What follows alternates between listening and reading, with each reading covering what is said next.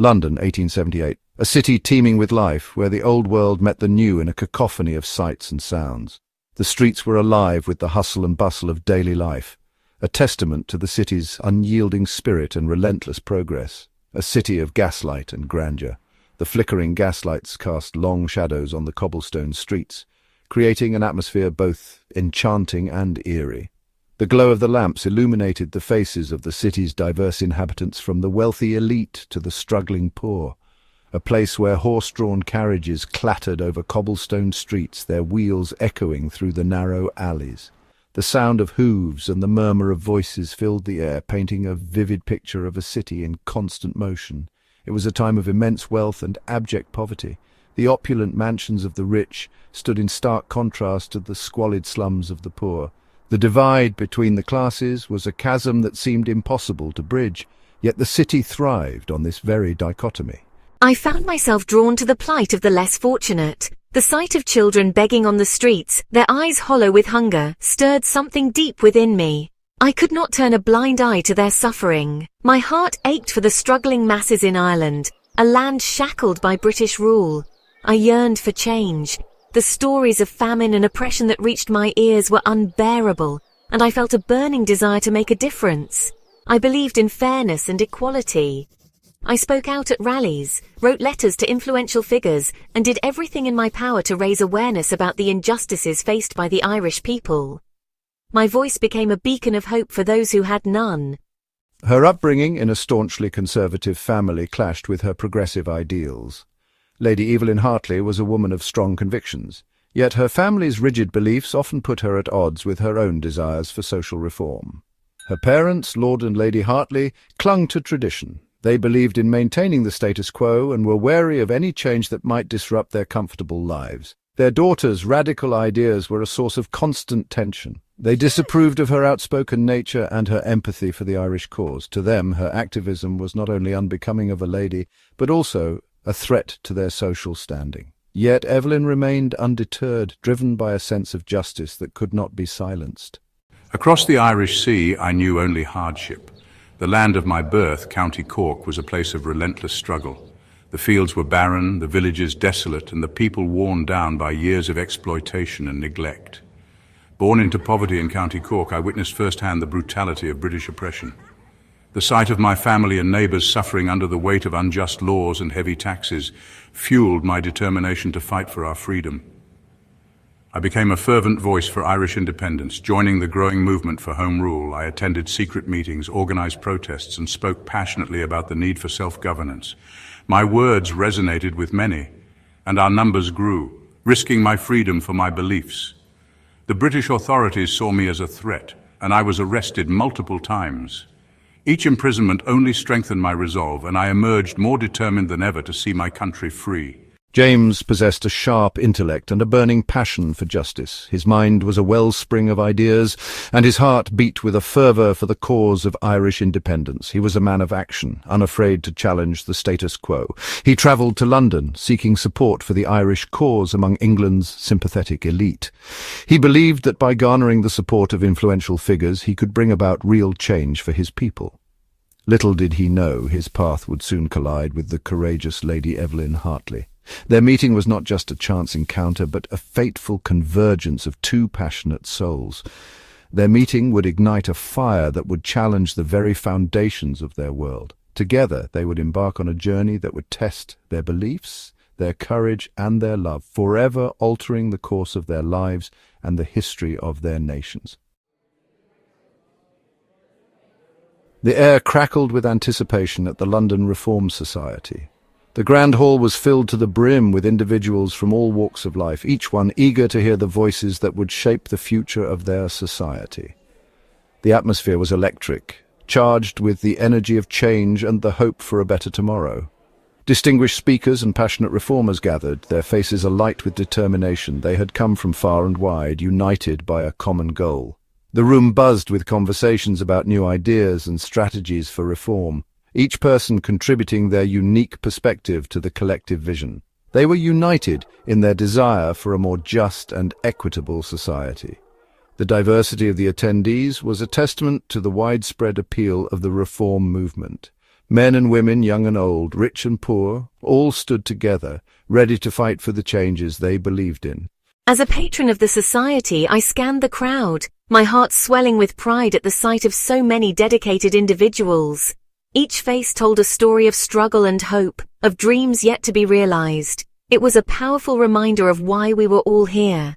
My gaze fell upon a man with fiery red hair and piercing blue eyes. James O'Connor commanded attention, not just with his striking appearance, but with the intensity of his presence. He was a man on a mission, and it was clear that he would not rest until his voice was heard. His words resonated through the hall, his Irish brogue thick with emotion. He spoke of the injustices faced by his people, painting vivid pictures of their struggles and their resilience. His passion was palpable, and it stirred something deep within all who listened. I spoke of the injustices faced by my people.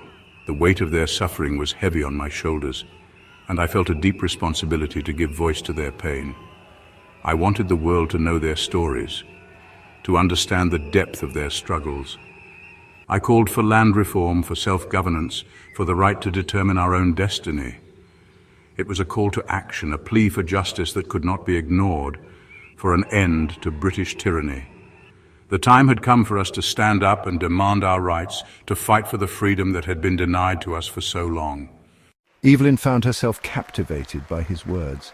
She had come to the conference with a sense of curiosity, but now she felt a deep connection to the cause. James's passion and sincerity had ignited a fire within her, one that she could not ignore. His passion ignited a fire within her soul. She felt a newfound determination to join the fight for justice, to stand alongside those who were willing to risk everything for a better future. During a break in the speeches, Evelyn approached James. She felt a mixture of excitement and nervousness, unsure of how he would react to her. I congratulated him on his moving address. His eyes met mine, and I could see the gratitude and determination in them. It was a moment of connection, a shared understanding of the importance of our cause. We engaged in a lively discussion about the political climate. Our conversation flowed effortlessly, each of us building on the other's ideas. It was clear that we shared a deep commitment to the cause of reform. Despite our different backgrounds, we discovered a shared passion for social justice. Our differences only served to strengthen our resolve, as we realized that our diverse perspectives were a powerful asset in the fight for change.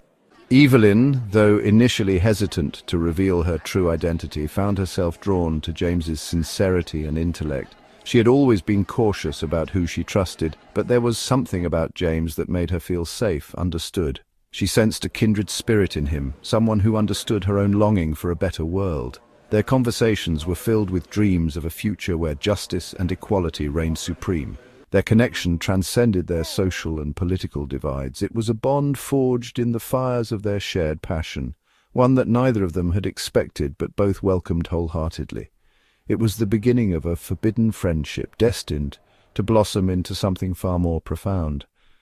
As they stood together, united in their cause, they knew that their journey had only just begun.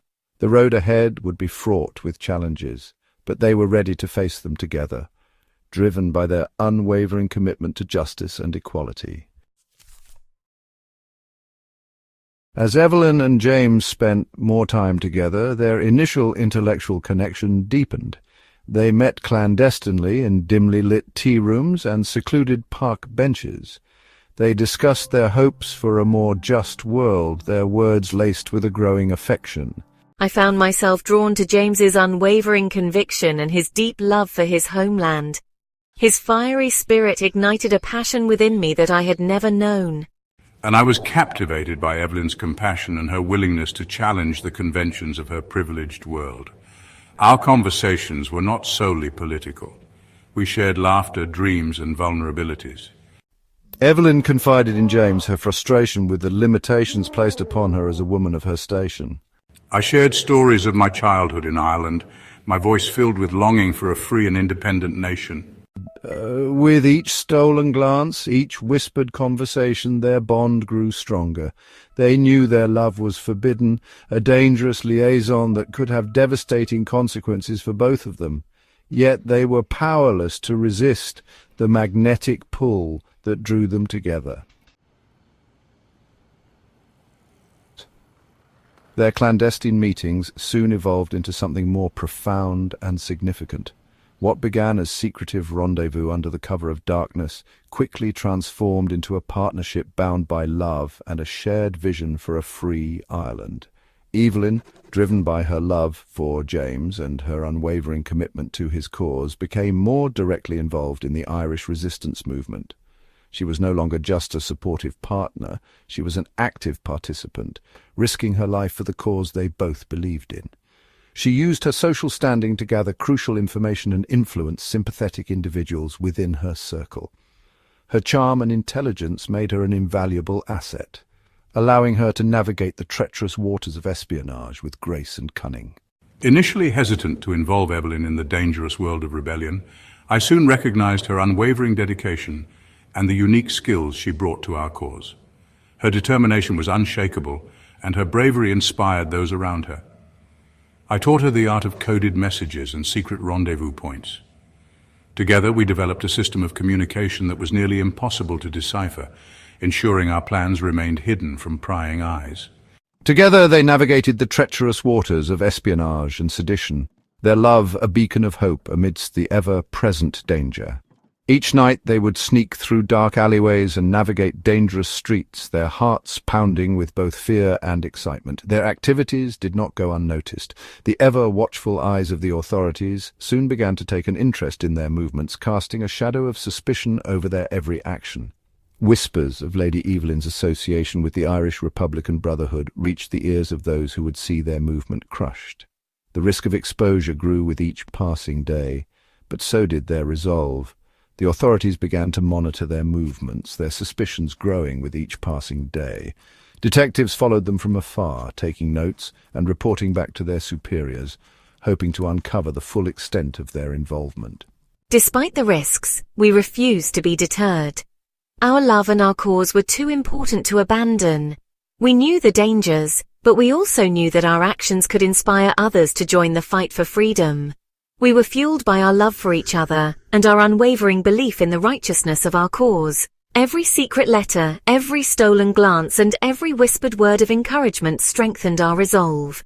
They knew that their actions, though perilous, had the potential to spark a revolution that could reshape the destiny of nations.